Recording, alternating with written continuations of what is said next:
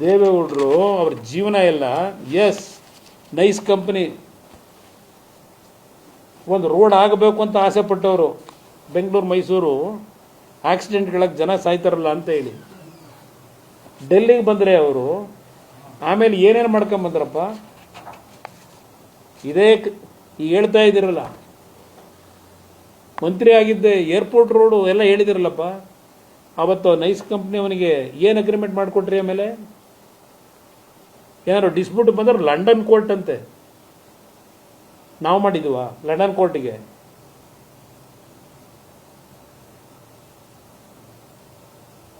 ಡಿನೋಟಿಫಿಕೇಶನ್ನು nice company ಯಾರಿಗಾಗವೆ? ಪಾಪ ನಮ್ಮ ಹೆಸರು ನಿಂತು ದೇವಗೆರೆ ಅಂತೆ, ಕೇತನಹಳ್ಳಿ ಅಂತೆ, ಅದೇನೋ ಈಗೆಲ್ಲೋ ಹೊಸೂರ ಹತ್ರ ತಗೊಂಡವ್ರಂತೆ. ದೇವೇಗೌಡರು ಅವ್ರ ಜೀವನ ಎಲ್ಲ ಎಸ್ ನೈಸ್ ಕಂಪ್ನಿ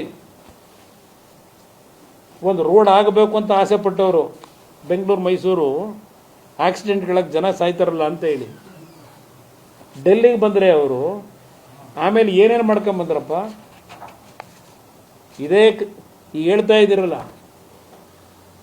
ಮಂತ್ರಿ ಆಗಿದ್ದೆ ಏರ್ಪೋರ್ಟ್ ರೋಡು ಎಲ್ಲ ಹೇಳಿದಿರಲ್ಲಪ್ಪ. ಅವತ್ತು ನೈಸ್ ಕಂಪ್ನಿ ಅವನಿಗೆ ಏನು ಅಗ್ರಿಮೆಂಟ್ ಮಾಡಿಕೊಟ್ರಿ? ಆಮೇಲೆ ಏನಾದ್ರು ಡಿಸ್ಪ್ಯೂಟ್ ಬಂದ್ರೆ ಲಂಡನ್ ಕೋರ್ಟ್ ಅಂತೆ. ನಾವು ಮಾಡಿದ್ವ ಲಂಡನ್ ಕೋರ್ಟಿಗೆ?